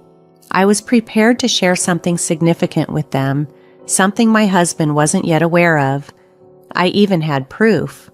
My name is Judy, and I am 27 years old. I reside a bit outside the city in a serene area surrounded by nature, I work in an office and enjoy drawing as a hobby. Recently, I've started sharing my artwork online and enjoy reading the feedback from people. My husband, who is 2 years my senior, and I have been blissfully married and living in our cherished old farmhouse ever since our wedding. However, we have had a recurring visitor since then who consistently manages to stress me out. "Judy, I'm here. Please open up quickly." I heard the urgent pounding at the door. "Ah, it's my mother-in-law," I thought to myself as I rushed to greet her. Although there's a doorbell right beside the door, she never uses it. I tried to maintain a pleasant demeanor as I slid the door open. There are so many bugs around here, it's so annoying. Is Eric still at work? Poor thing, even on a Saturday. "Oh, I brought some of his favorite food," she babbled on. As I saw the weary-looking woman holding a large bag at the door, I forced a smile, trying to keep up with her chatter. This once-a-month visitor, none other than my husband's mother, always had a way of making her presence felt. Since my husband is an only child, his mother feels a strong sense of responsibility to look after him, a duty she has embraced even after our marriage. She often gives me advice on how to manage our household. During her last visit, she took it upon herself to reorganize our entire refrigerator, which made preparing breakfast the next morning quite challenging for me. Before we got married, my husband had mentioned that if his parents ever needed care, we would have to live with them. He hoped I would understand. While the idea of leaving our quaint old farmhouse someday saddened me, I had come to terms with it. However, the prospect of living permanently with my mother-in-law filled me with dread, and I couldn't help but feel sorry for my husband, knowing he wasn't particularly enthusiastic about it either. 3 years into our marriage, while we were settled in the farmhouse, my husband received distressing news. His father had slipped on the stairs at home and broken his leg. "They'll need our help from now on," he said. "Let's live together, just like we talked about before we got married. It's important." Though I was concerned for my father-in-law's well-being, my mind raced with personal worries. "Can I still find time for my drawing?" I wondered aloud. Drawing was not just a hobby for me, it was a crucial outlet for my creativity and stress relief. My husband, perhaps unaware of the depth of my concerns, simply responded, "I need you to focus on the house," before heading off to work. Left alone in my room, surrounded by my sketches and drawings, I felt an overwhelming sense of isolation. As I sifted through my artwork, I tried to sort through my mixed emotions about this new chapter of our lives. Just when I had resolved to make the best of the situation and move in with his parents, an unexpected twist arose, changing everything once again. While I was at work one day, I suddenly experienced a numbing sensation in my hands and feet, accompanied by severe dizziness. Before I knew it, I had collapsed on the floor. Thankfully, a colleague noticed and quickly called an ambulance. Although I was scared, the doctors soon informed me that I wasn't in immediate danger, but the episode was actually a stroke, which was shocking given my young age. Following a thorough medical examination, I was reminded of the numerous times health checkups had highlighted my high blood pressure, a warning I had foolishly ignored. Now, facing the consequences, I regretted not taking those warnings more seriously. The journey from discovering my condition to undergoing tests, having surgery, and finally entering recovery spanned about a month. It all unfolded so rapidly that it left me reeling. During this tumultuous time, I was disheartened by my husband's lack of concern. When I called him, hands trembling from the shock and fear, his response chilled me. Instead of comfort or worry, there was a tone of disappointment in his voice as he remarked, "So, living together has to wait, huh?" I was stunned that he seemed more concerned about our plans to move in with his parents than about my critical health condition. Fortunately, my father-in-law was still in the hospital recovering from his fracture, which meant I didn't need to manage his care. This was a small blessing, as it allowed me to focus entirely on my recovery. Another relief was that we didn't have children, which meant no additional stressors during this period. Thoughts of my mother-in-law's eagerness for grandchildren surfaced, but I pushed them aside and reached for my sketchbook instead. Lately, the chaos of preparing to live with my in-laws and dealing with my health had kept me from my favorite pastime, drawing. Realizing that moving in with them would only further limit my time for this hobby, I decided to view my stay in the hospital as an unexpected gift of freedom. I resolved to use this time to indulge in drawing as much as possible, embracing my passion fully before the demands of family life could once again take over. I had made a vow to myself to do my best for my husband and in-laws, dedicating myself fully to the household chores and anything else that needed attention. The month I spent in the hospital for my recovery seemed to pass in the blink of an eye, and soon it was time for me to go home. My husband casually offered to pick me up from the hospital, but I craved a moment of solitude and decided to take the bus instead, feeling slightly guilty for declining his gesture. As the bus trundled along, I gazed out the window, taking in the familiar scenery unfolding before me. The sunlight danced on the lush green leaves, casting a glow that was nothing short of breathtaking. Yet a wave of sadness washed over me. I was saying goodbye to this beautiful, natural setting as we were moving to my in-laws' place, which was much closer to the hustle and bustle of the city. My life was about to change dramatically. Upon reaching my usual bus stop, I disembarked and started walking towards what I thought would be my beloved old home. However, as I approached, I stopped dead in my tracks, struck by complete astonishment. In place of the familiar, cozy house I had left behind was a structure I didn't recognize. An entirely new house stood before me. Confusion set in as I had been away only for a couple of months. I double-checked the surrounding buildings and the path I had taken, wondering if I was mistaken or if I had gotten off at the wrong location. But everything else was exactly as I remembered, except for the house itself. With nowhere else to go, I hesitantly pressed the intercom of this unrecognizable house. A voice that I knew very well, undoubtedly my husband's, answered with a simple yes. Still reeling from confusion, I whispered into the intercom, "It's Judy." The front door slowly creaked open, and there stood my husband, dressed casually as if nothing was amiss. "Ah, welcome home. You're back earlier than I expected," he said with a casual smile, leaving me to piece together the changes that had occurred during my absence. Today was my day off, so I had the whole day to myself. "I could have picked you up," Eric said casually as I stared at our house, barely recognizing it. "Eric, what happened to our house? Why has it changed so much?" I asked, cutting him off mid-sentence. His demeanor was too relaxed, almost as if he had just woken up with his hair all messy, and he seemed to ignore my growing anxiety. "Huh? What's going on? What happened?"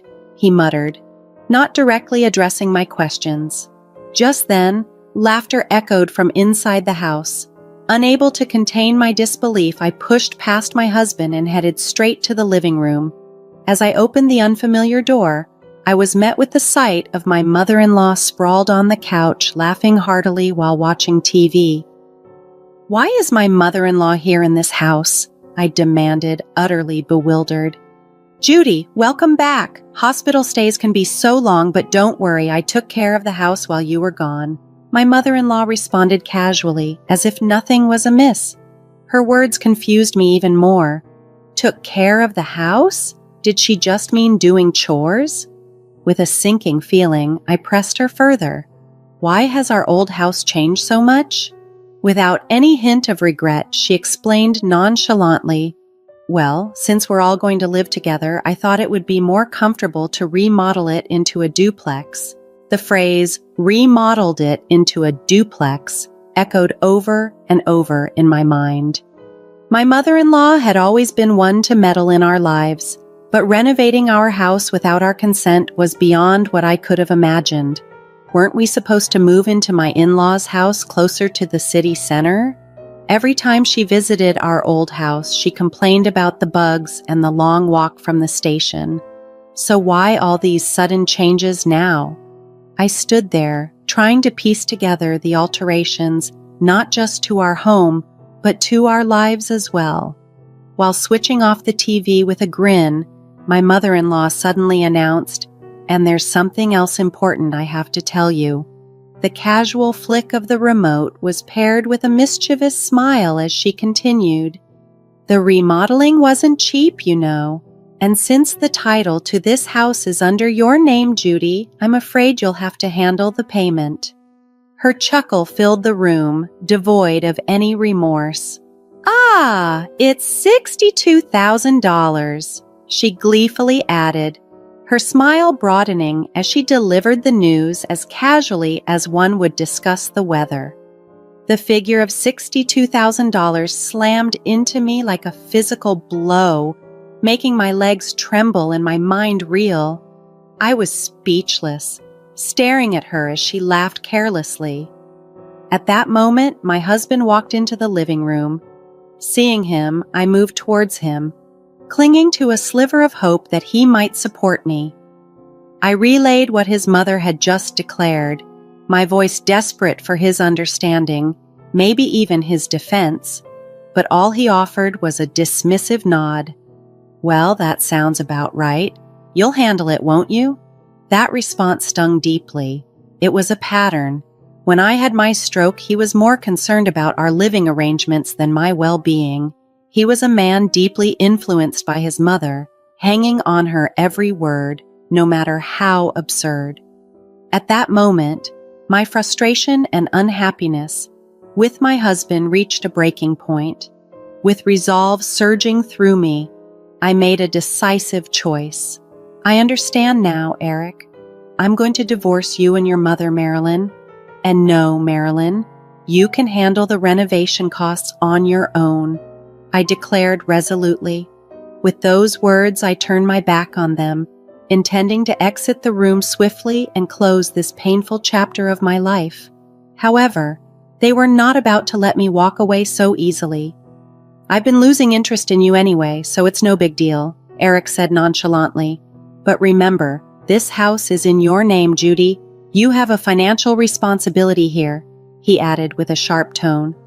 "That's right. Feel free to leave, but please settle your dues first," Marilyn chimed in, her words dripping with entitlement. I was stunned by their sheer selfishness and audacity. A deep sigh escaped me, and although I was tempted to turn around and confront their likely smug expressions, I chose not to give them the satisfaction. Instead, I stood firm and faced them with a composed reply.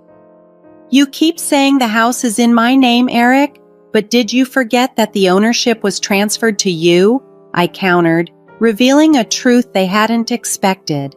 They laughed, assuming I was bluffing just to avoid payment. That's when I reminded them of a significant detail they had conveniently forgotten. "Remember when we got married? You asked me to change the property's ownership because you didn't want the house to be in your wife's name. It wouldn't look good for appearances," I explained. Since I didn't care much about the property title back then, I transferred it to his name without hesitation. Their laughter ceased abruptly, replaced by a creeping sense of panic. "I don't recall saying such a thing. There's no proof anyway," Eric quickly retorted. Anticipating this denial, I turned on my heel, walked past them, and pulled open a drawer and a shelf from what used to be our shared space in the old house.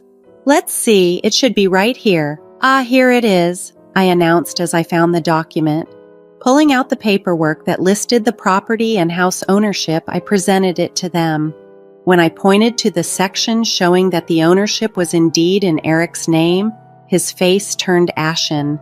"That's a fraud. I never thought you'd actually do it," he stammered, his facade crumbling.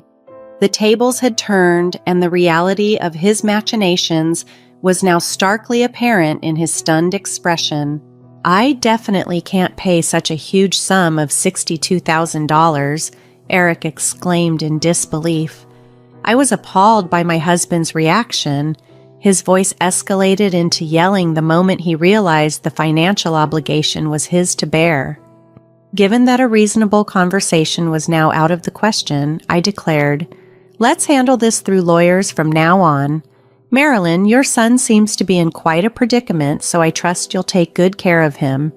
I maintained my composure beside my increasingly loud husband and afforded a calm smile to my mother-in-law, who stood dazed by the unfolding events. Then, turning my back on them, I left their home for good.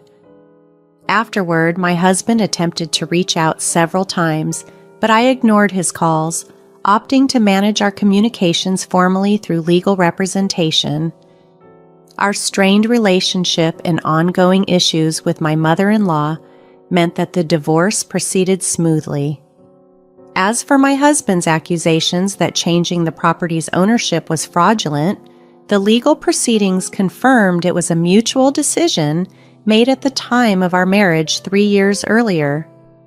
My lawyer, smiling reassuringly, confirmed that this was neither fraudulent nor illegal. With that, any lingering doubts I had evaporated. It turned out that I was expected to foot the bill for the house renovations immediately upon my discharge from the hospital, a move that seemed particularly spiteful, considering I had just undergone surgery and rehabilitation. However, the irony of the situation became clear when it was confirmed that since the house was legally in my husband's name, he was ultimately responsible for the hefty renovation costs. In trying to trap me, he had inadvertently trapped himself. After the divorce was finalized, I managed to secure alimony, while my husband grappled with a financial claim that was beyond his means to settle. He either had to borrow money from dubious sources or default on the payment entirely. Amidst the ongoing legal disputes with my husband and mother-in-law, I received an unexpected apology from my father-in-law, Henry, who had been hospitalized with a broken leg. He expressed his regret over the actions of his wife and son. Although Henry had not been directly involved, he acknowledged his passive role over the 3 years since our marriage, having overlooked the issues caused by his wife and son's indifferent attitudes. After acknowledging Henry's message, I decided it was time to sever all ties with my old family and start anew. Since then, my health has improved significantly, and I was able to resume work. During my marriage, drawing was a hobby that felt constrained by my husband's presence. Now, liberated from those restrictions, I can delve into my art whenever and however I desire. Initially just a pastime, drawing has evolved into a professional endeavor as I started receiving job offers through the social networking site where I post my illustrations. Nowadays, I spend more time drawing for work than for leisure. My current dream is to buy an old farmhouse in a quaint rural town using the alimony from my divorce and my savings, with plans to open an art studio there. Today, I'm taking a significant step towards achieving this dream as I head out to view an old farmhouse. As I gaze out the window on my way there, I'm filled with a sense of hopeful anticipation about the future and the creative freedom awaiting me in my new life. As I look out the window of the bus, my mind drifts back to the day I left the hospital, a day that irrevocably changed the course of my life. The natural scenery outside has remained unchanged, the same as it was on that transformative day, yet my perspective is so much clearer now. I'm brimming with excitement for the new chapter ahead. The sunlight filters through the trees, casting a radiant glow on the leaves, making them appear incredibly vibrant and dazzling. This view, so full of life and color, mirrors the hopeful anticipation I feel for what's to come.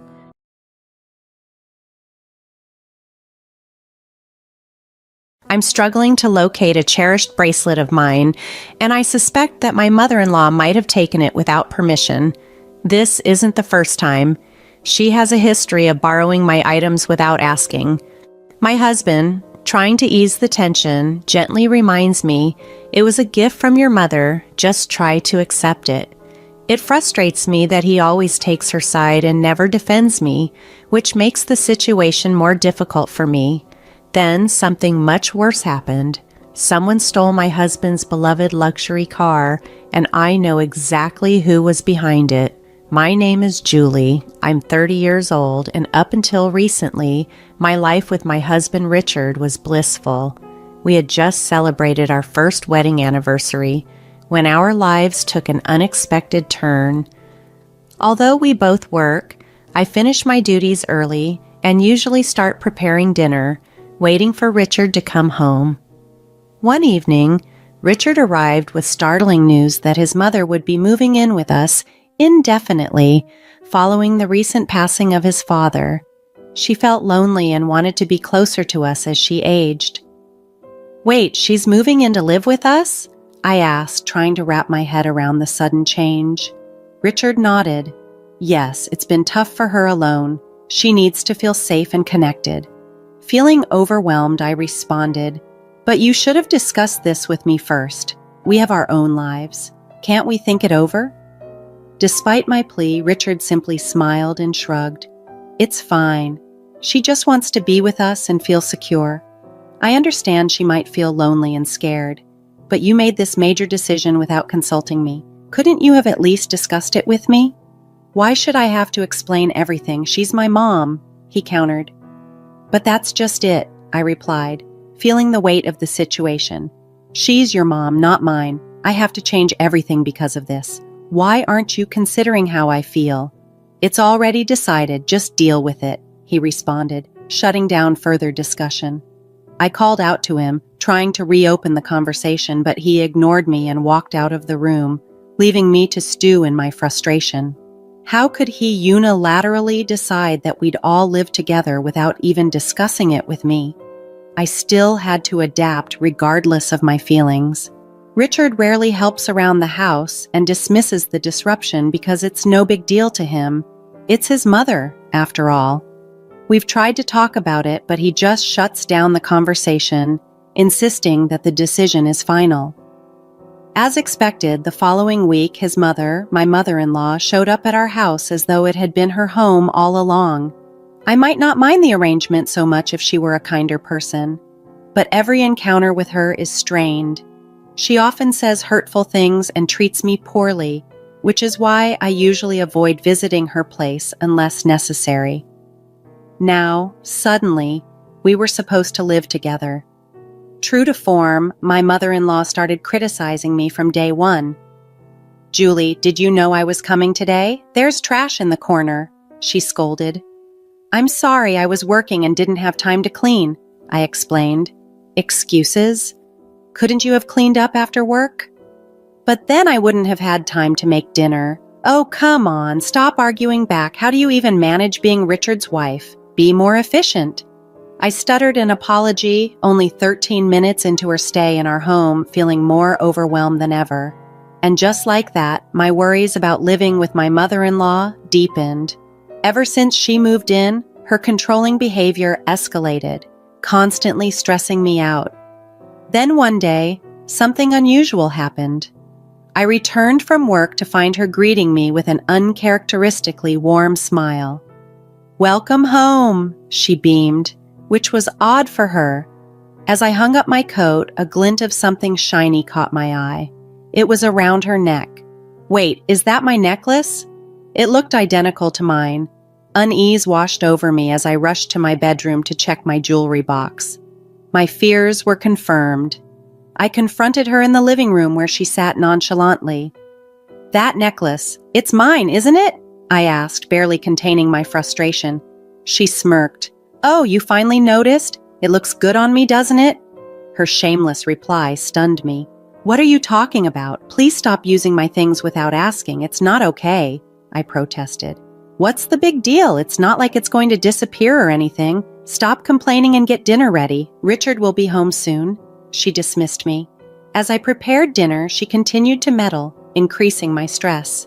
That evening, I reached my limit and decided it was crucial to talk to my husband Richard about it. "Hey, Richard, can we talk?" I asked as he walked through the door.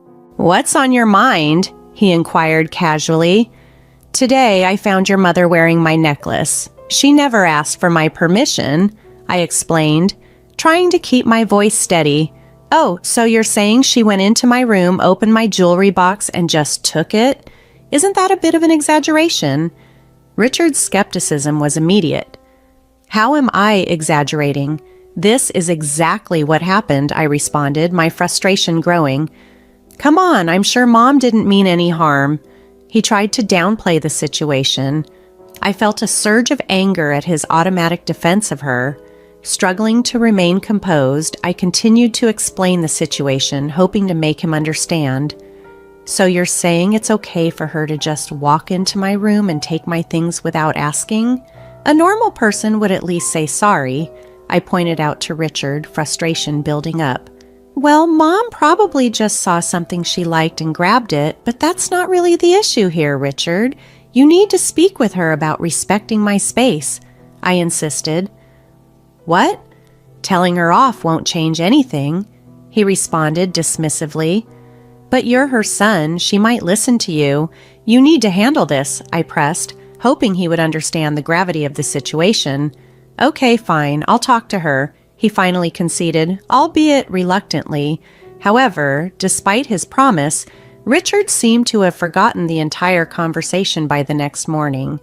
I shot him a few irritated looks over breakfast, but he never brought it up with his mother. Since then, my mother-in-law began using my belongings freely, treating them as if they were hers to borrow without needing permission. My complaints fell on deaf ears, and with no locks on any of the doors, confronting her seemed futile unless she decided to change her behavior. If this continued, I feared I would start losing my belongings permanently. I realized I needed to devise a strategy to stop my mother-in-law's intrusive behavior. Then, one day, something happened that I couldn't overlook or forgive. It was missing. I had plans to meet a friend and wanted to wear my late mother's bracelet, a treasured piece I kept hidden in a secret compartment on my desk, rather than in my jewelry box. But it was gone. The only person who could have taken it was my mother-in-law. When I confronted her firmly about the missing bracelet, she nonchalantly admitted to taking it. "Oh, that bracelet? I just borrowed it," she said casually. "No, give it back right now," I demanded, the urgency and frustration clear in my voice. This wasn't just any item, it was a precious connection to my late mother, and I couldn't stand to see it treated so carelessly. "I need it back immediately," I demanded. "I can't do that," my mother-in-law replied coolly. "Why not?" I asked, my heart racing. "Because I sold it," she confessed nonchalantly. "What? You sold it? Are you joking? Who sells someone else's belongings?" I was utterly shaken but tried to maintain my composure. "Stop joking around and give it back now," I insisted, hoping she was just teasing. "I'm not kidding. By the way, most of the things I've borrowed from you, I've sold those too," she added, dropping another bombshell. "What were you thinking?" I exclaimed, incredulous. As I confronted my mother-in-law, my husband Richard, who had just woken up, walked into the room. Seizing the moment, I quickly explained the situation to him. "Richard, listen to this. Your mom sold my bracelet, the one that belonged to my late mother. Plus, she's been selling off most of the things she borrowed from me without asking." "Richard, is this true?" he asked his mother, a look of disbelief crossing his face. Faced with the question, my mother-in-law stuck out her tongue playfully. "I'm on a fixed income, you know. I didn't want to be a burden, but I can't make ends meet without a little extra cash." "You've got to be joking. Who gave you the right? Don't get so upset. I didn't mean any harm," she said, trying to downplay her actions. "If you meant no harm, you wouldn't be selling other people's things," I retorted, my patience wearing thin. "That's because—" she started to explain, but I cut her off. "Where did you sell it? Get it back right now," I demanded. Just then, Richard yelled, "Enough is enough." However, to my surprise, he wasn't looking at his mother. He was glaring at me.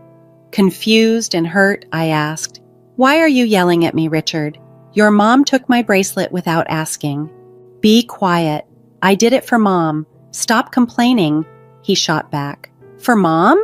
Seriously? Why should I give up my precious things for her?"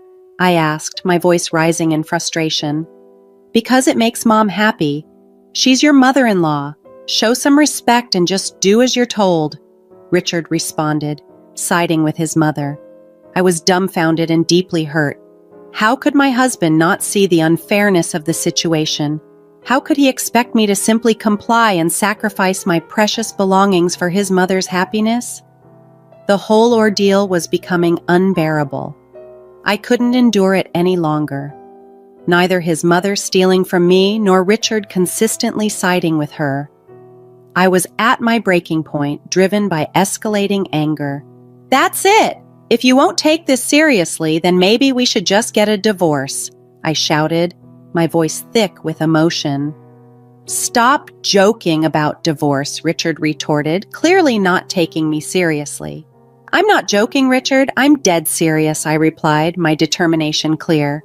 "Fine, whatever. I'll get the divorce papers today," he said dismissively. "Fine, if that's what you want, I'm okay with it," I responded, equally resolute.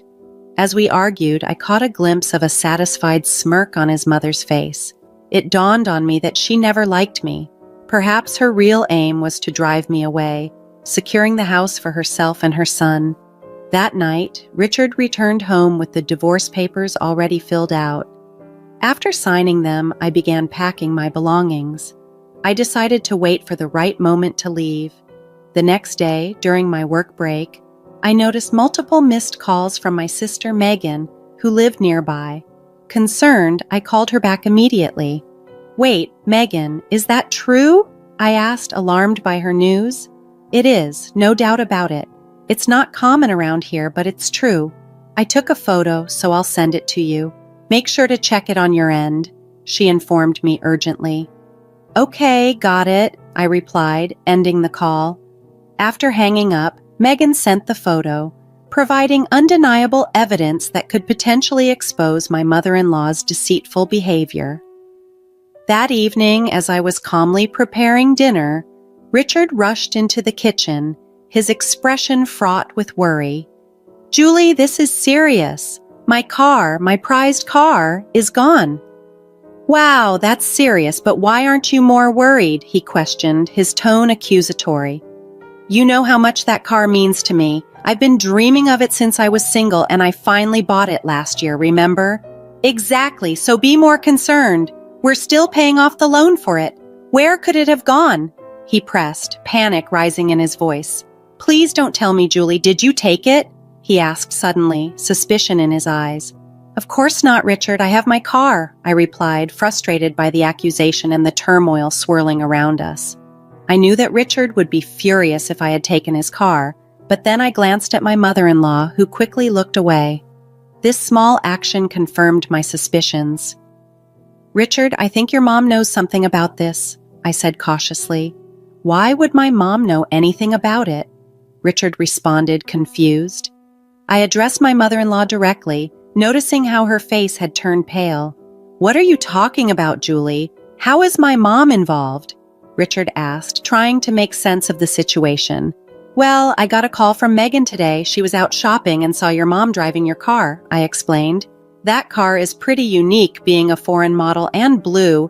It's quite noticeable around here. Megan even recognized the license plate." Richard, now visibly angry, turned to confront his mother. "Wait, what's happening here?" he demanded. My mother-in-law started making excuses. "No, Richard, I just borrowed the car for a bit." "Borrowed? Seriously? I've told you so many times not to touch that car," Richard replied, frustration mounting. "I'm sorry, but I wanted to drive it," she said sheepishly.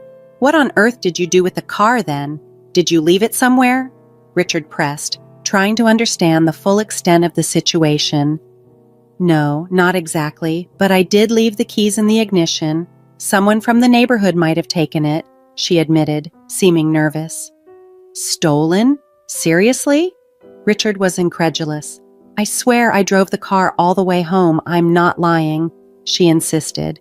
To challenge her story, I showed her a photo to prove my point. "Is this why you're lying? Did you wreck the car like this?" I showed her a photo of my sister, Megan. It depicted my mother-in-law driving a badly damaged luxury car.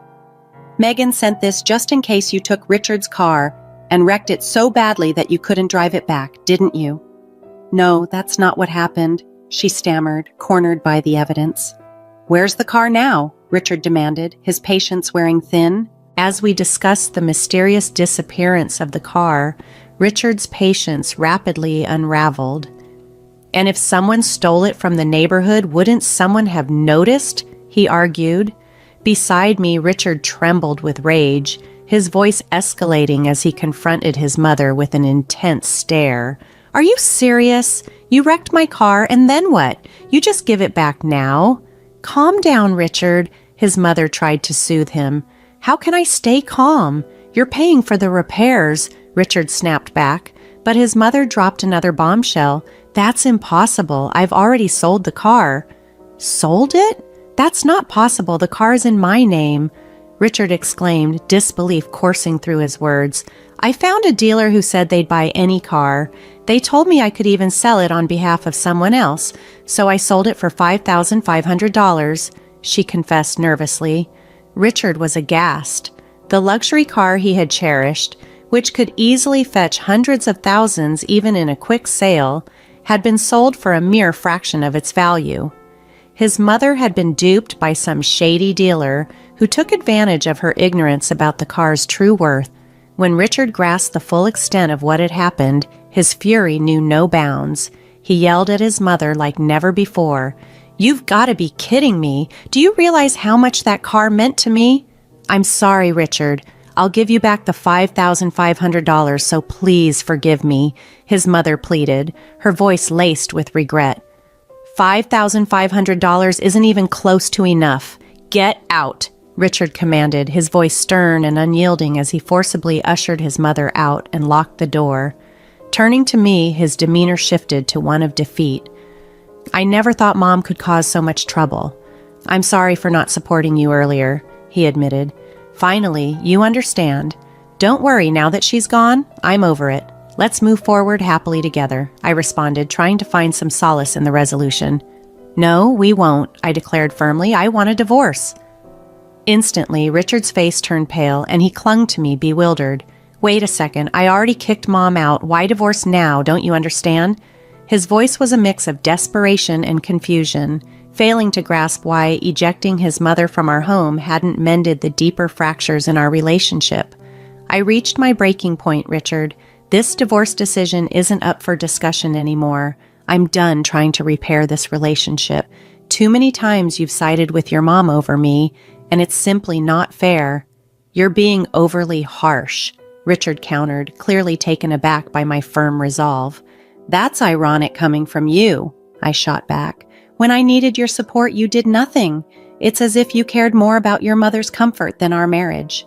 My feelings for you have soured just as they have for her.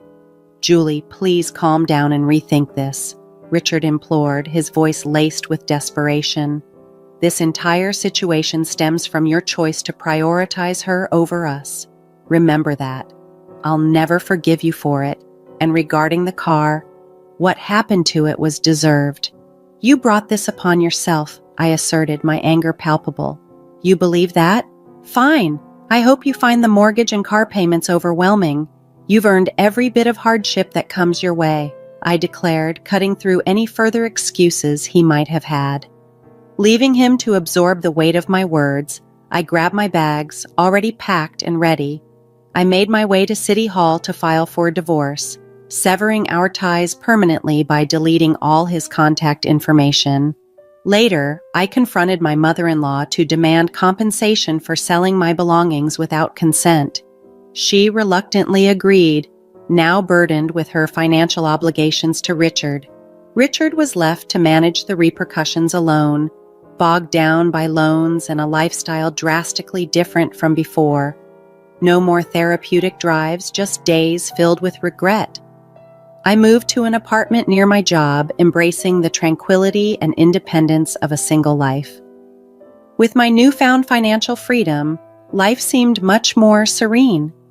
Today, on my day off, I might even drive to the beach, basking in the true essence of freedom.